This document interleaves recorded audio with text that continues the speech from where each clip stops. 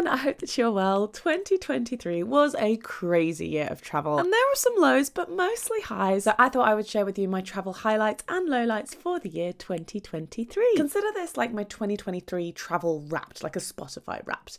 Let's go. Starting off with a highlight, I celebrated the new year of 2023 in El Salvador. I was in El Tunco, and El Salvador is a country that I had been wanting to travel to for so long, and it was not on my original plan for that particular trip, and it ended up being one of my favorite countries in the whole of Central America that I've been to. So just unexpectedly amazing. It had the most gorgeous volcanoes, waterfalls. We rented scooters and did the Ruta de las Flores.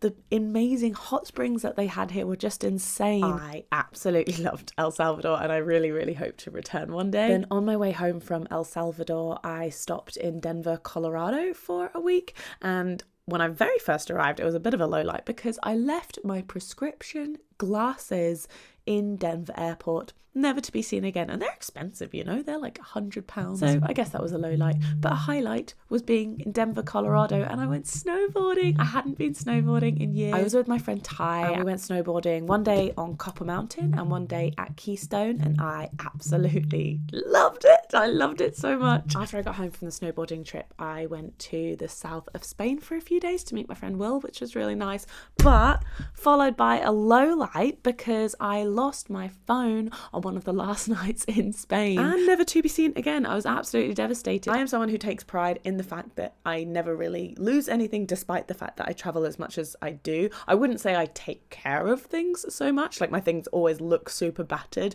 but I never lose them and I never break them. And so losing my phone at the start of the year, that just really didn't feel like a good start. But then a highlight, I went to Thailand and we ran our first ever Backpacking Bananas dive and adventure retreat, and it went so well. We had 22 guests. Everyone was learning to dive for the first time, or they already knew how to dive and they were just increasing their skills, and we just had such a fun time. The trip went so well. We are running it again this year. We're actually running 2 trips this year which have already sold out, and I'm super excited for those. But a low light on the liveaboard portion of the retreat is I got very severe heat exhaustion. I thought it was like a sunstroke at the time. In fact, I didn't even know what was happening to me at the time. I was fine. I had a little nap in the sun that morning, and then I did a dive, and then suddenly I felt incredibly tired, said I was going to not do the next dive. I then all of a sudden just like vomited off the side of the boat, and then I just couldn't move for the rest of the day. It was the strangest thing. And then the day after that, I was like kind of okay. I was really low energy, but I was all right to do some dives. And then for like 3 or 4 days after that, my energy levels were just so low. I was really struggling to get up. If I did manage to muster up to do something, I would then go need to lie down for like 1 to 2 hours. It was a really eye-opening experience for me. It was not fun, but at the same time kind of glad that I've gone through it so that I can warn others about it in the future. But yeah, it wasn't great, but it was very closely followed by my Backpacking Bananas 10th birthday party, which I hosted in Patong, Phuket with the help of Lubdi Hostels, and that was so much fun and so special. We hosted a scavenger hunt, we had a big Thai buffet, there was competitions, there was prizes, there was lots of drinks, we went out partying, and it was just really cool and really fun. I'm not sure if I will ever do an event like that again, and so I think that's another reason why it felt extra special. But you could tell the heat exhaustion was still in my system even when leaving Thailand. So after Thailand, I flew from Phuket to Melbourne, and when I arrived in Melbourne, I thought that I had lost my case, or I thought that the airline had lost my case, because I was walking around these baggage belts around the Bangkok baggage belt for like an hour or two. My auntie was waiting to pick me up from the airport in Melbourne, and I was like, I'm sorry I can't come yet because my bag hasn't come out. I think they've lost my bag. And it took me 1 to 2 hours to realise, I didn't just come from Bangkok. I came from Phuket. I'd been standing outside the wrong baggage belt for over an hour before I realised. And then when I went to my correct one, my bag was literally just sitting right there. And I was like, I don't think I've been this stupid at any point in my travels. I'm just going to blame it on the heat exhaustion. But yeah, I guess we could say that that was a low light of the year. But then I was in Australia, one of my favourite countries in the world. So the whole of my East Coast trip has to be a highlight. So I only spent a few days in Melbourne before I flew to the Gold Coast. And then I travelled with the Greyhound bus from Byron Bay all the way up to Cairns. And I'd say my favourite moments from that whole trip were the Fraser Island Pippi's tag-along tour. It was 3-day excursion. I had so much fun on that. And then also scuba diving in the Great Barrier Reef. I had scuba dived in the Great Barrier Reef before, but I just absolutely loved it this time. I did a sharks in the dark experience, which actually wasn't part of the diving, but it was insane. It was one of the most exhilarating things I've done in my entire life. In a few weeks' time, I actually am going to be sharing more Australia content with you, like an ultimate guide to the East Coast, a budget guide for Australia, what to pack if you're backpacking Australia, because I know it's still a super popular destination for you guys to go backpacking. And also, if you are planning on going to Australia, in particular the East Coast, I have so many discounts for you with Welcome to Travel. So I will have those all linked in the description, but I promise they are going to save you so much money. And Welcome to Travel are just the best company to book your Australia East Coast trip with. So I highly recommend checking those out. After Australia, I flew back home for a couple of months, and I have to say that this was a bit of a low light just because I cancelled a lot of travel plans that I had during that time because I was burnt out. I had done too much travel. I had too much work to catch up on. I felt really stressed. I felt really anxious. I felt like I could just never get enough work done. I felt like I was not being productive enough, and yet I was just doing too much. It was just all a bit much. I really felt burnt out in everything that I was doing. I learned a lot of lessons throughout that process, and I think to this day I do still struggle with it a bit, but I am a lot better at saying no to things, which helps me with my time management. I think a big problem that I have, or like a boundary that I struggle to set, is saying no to people. If someone gives me an opportunity to do something,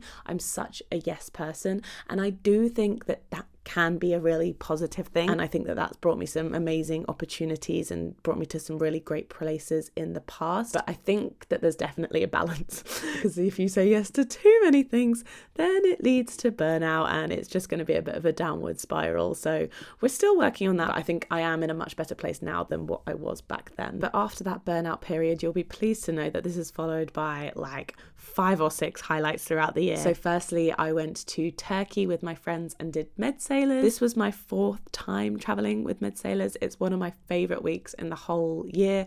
I love being on boats. I just love that sailing week. It's just the most blissful, stress-free, fun, beautiful holiday that you can go on that doesn't take too much time. Like, I know not everyone has the time to do like huge backpacking trips, so going on like a 1-week sailing trip in Europe is such a good travel experience to do when you just don't have loads and loads of time. After that, I went to the island of Chios in Greece, which is actually where my family are from, although my family do not live there anymore. So I was exploring this island completely by myself, and I made a vlog that I haven't edited yet, so you should see that hopefully in the next month or 2. But I had a really lovely special time in Chios, and I'm excited to share with you what I got up to. I then went to Ireland for a week and did some partying, and then I flew all the way back to Australia, straight to the Northern Territory. I was working with the tourism board there to show what life can be like for backpackers heading there on a working holiday visa, and I just had the most magnificent week. It was super full on, but it was my first time in the Northern Territory, and I had the opportunity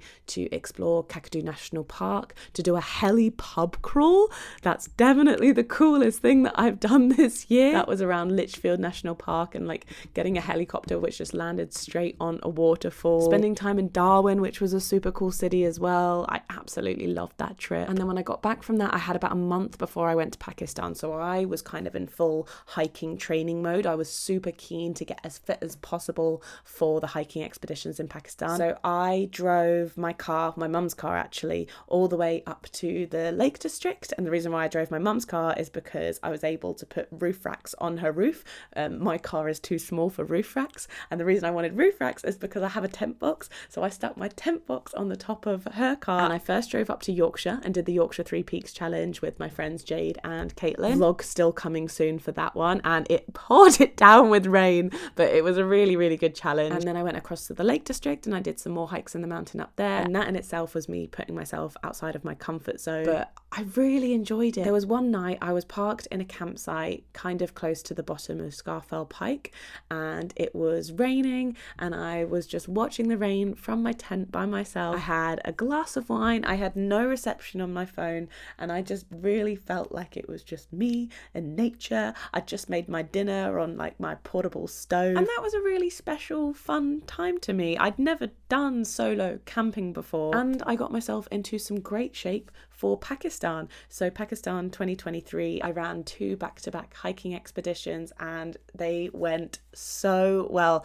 better than I could have ever imagined actually. We had the most glorious weather for both expeditions. I made it to Nanga Parbat base camp twice. If you don't know, Nanga Parbat is the 9th tallest mountain in the world. It's absolutely stunning, and you wouldn't dream about summiting it, but on the hiking expeditions there is a day where we do try to go to the summit of Nanga Parbat, but it's very, very difficult. And the previous year I did not manage to make it to the base camp, but this year myself and almost everyone from both expeditions just pushed so hard. We had really good weather, and so many of us made it to the base camp of Nanga Parbat, and that was just such a special moment for me. And just the whole Pakistan expeditions were awesome. We had amazing groups of people, we had so much fun, and I'm really looking forward to going back to Pakistan again this year. And actually, on the note of that, at the time of filming this video, I believe we have 3 spots left on Expedition 1 and we have 1 spot left on Expedition 2. I will link below all the details to Pakistan with the booking link as well if you are interested, but there is still time to sign up. I promise you won't regret it. It really is the adventure of a lifetime. And the highlights were really not stopping in the year at this point, because after Pakistan I flew straight to Heraklion in Greece for my best friend Leah's wedding, like her 2nd wedding. She had already got married to Atch in the Midlands earlier on that year, which I attended, but both of them are Greek. They have a lot of Greek family, and so they had like a 2nd celebration in Greece, and I was lucky enough to be able to attend that one as well, and it was so much fun. I mean, I just love Greece in general, but seeing my best mates get married for a 2nd time in one of my favourite countries was just so nice. And we're now coming around to the end of September 2023, and on the 30th of September it was my 30th birthday, and I decided to rent a big villa in Vilamora in Portugal in the Algarve, and I invited a bunch of my friends, and it was just the most special time. I was so grateful for all my friends flying out, and I had so much fun. And then a few of us went across to Lagos for a couple of days, which I loved. I think that was the most underrated place that I'd say I went to this year, or just like unexpectedly great. I don't ever hear anyone like rave about Lagos. No one had ever raved about it to me, and so I wasn't really expecting much. But then when I got there I was like, this place is so much fun. It was just a small town that was absolutely beautiful, full of bars and restaurants, and it was vibey. There were people, but it wasn't too touristy. It wasn't too expensive. It didn't feel like it was like too overrun. I just loved it. I absolutely loved it. A few days after I got back from Portugal, I was then to be flying to South Korea, which is super exciting, but I guess we're going to bring back in the lowlights now. So I made a mistake. I drank too much wine on my flight to South Korea, and that hangover mixed with the jet lag of going like 11 hours east, and it's very different traveling east to what it is traveling west, made me feel so unwell. And it was just kind of like cold and flu-y symptoms, so I was able to push through, but we had a super full-on itinerary in South Korea, so I had no time to like rest and recover, which basically meant that my unwellness was prolonged for an entire like 7 to 10 days. I just felt like I was fighting through that entire trip, which was such a shame because South Korea was awesome. So I guess I'm going to turn this into a highlight. I think my absolute favourite things about being in South Korea were, one, the day we spent in Jeonju where we got to dress up in the traditional hanbok and we were like parading around the town in it. It was just so much fun. And also doing the solo hike that I did across the Bukhansan Song, which was in the Bukhansan National Park. Shortly after I got back from South Korea, I then flew back out to Portugal, but this time to the island of Madeira. And this was definitely a highlight. Madeira is somewhere that had been on my bucket list for quite a long time, but somewhere that I knew wasn't so far away from England, so I'd never just prioritized to go there because I always just thought, oh, I'll get there at some point. But the time to go there presented itself, so I ended up in Madeira, and the hikes there are absolutely amazing. I've got some Madeira vlogs coming for you. And what a special, beautiful island Madeira is. They've got dramatic scenery there. They've got stunning waterfalls. They've got really cool natural swimming pools. And of course, delicious Portuguese cuisine. And to give you a bit of tea, because I know you love the tea, I was traveling with a travel romance there. So I guess Madeira is followed by a low light because I had to say goodbye to him afterwards. He is from New Zealand and I live incredibly far from New Zealand. And so we've had to go our separate ways, which was really, really sad. Travel romances are the best and the worst things in the world. Like, they're so much fun, and then you always have to say goodbye because you always live so far away from them and it sucks. But let's not dwell on that. We have about 6 weeks left of the year and I was craving so bad to go to Mexico because I hadn't been in a while and I just really wanted to go to Mexico. I was looking at flight prices a few months beforehand and they were so expensive, so I really didn't think that it was going to be possible. But then for some reason, I just kept looking because I was really persistent on this idea that I wanted to go visit Mexico. I re-looked at flights about 2 weeks before I left and they were like 650 quid for a return, for a direct flight from London to Mexico City.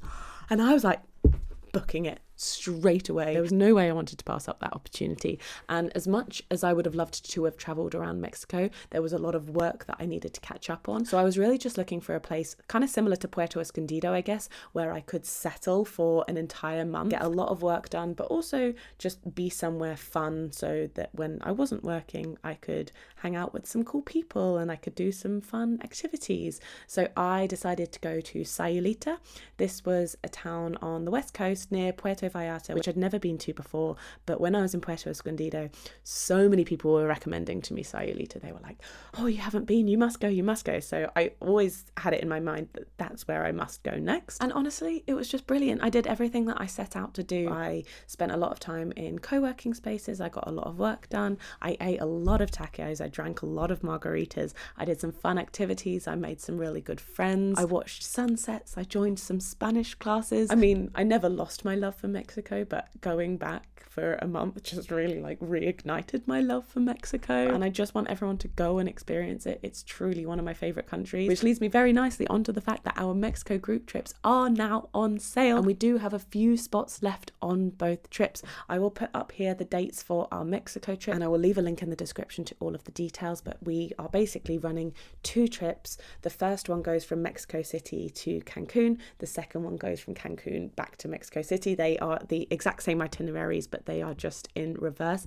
and they hit up the absolute highlights that you get to see in Mexico. This is an itinerary that has been super carefully constructed by myself and with my best friend William from Ready for Road. It's encompassing nature, adventure, culture, partying, and just really all the best that Mexico has to offer. And we've wrapped these trips up into a 13-day itinerary, so if that's the amount of time that you could get off work, then that's perfect. But if you could get even more time off work, we would absolutely encourage people to go traveling afterwards to other spots in Mexico or to Belize and Guatemala. It's a really good hub to start exploring the surrounding area as well, and I hope that by you traveling with us as the group gives you the confidence and the tools that you need in order to go off and explore by yourself afterwards. There's no better way to start off your first ever solo trip than by being with a group and a support network to start with. So we'd absolutely love to have you along. Like I said, we have a few spots left on each expedition, so I will leave the link to more details to that in the description. Now, sadly, when I got home from Mexico, I was sick again. And again, it was just kind of like these cold and flu-y symptoms. And honestly, I think it was a mixture between just being so drained from the whole year, but also, again, this jet lag where you're flying west to east. It kills me off, man. I don't know how people do it. I'm really good at going west, but going east, nah, that really kills me off. But luckily I was just at home. I didn't have a big agenda. I was able to start getting better in a calm and relaxed environment. But that leads me on to my final highlight of the year, and that was just spending Christmas and New Year with my family. Normally I'm away. Normally I don't like winter in England and I will go somewhere hotter. I think I should do this more often, especially as we now have like little uns in the family. I also have a brand new cousin. Being home and with the family in this time of year is really special, and it's been a great way to finish the year, and I feel really refreshed and really ready to start 2024. I will make a whole video about my travel and life plans for 2024, but I know that there is going to be some big changes in my life and I'm so excited and ready for them, and I feel really motivated, I feel really geared up, I feel inspired, and I have a really good feeling about this year. I really hope you guys enjoyed this video. It's been a little bit of an indulgent one for me, but I hope you enjoyed watching it regardless. Thank you for making it all the way to the end. Wishing you all the happiest of New Year's and manifesting amazing 2024s for us all, and I will see you guys in the next video. Bye bye.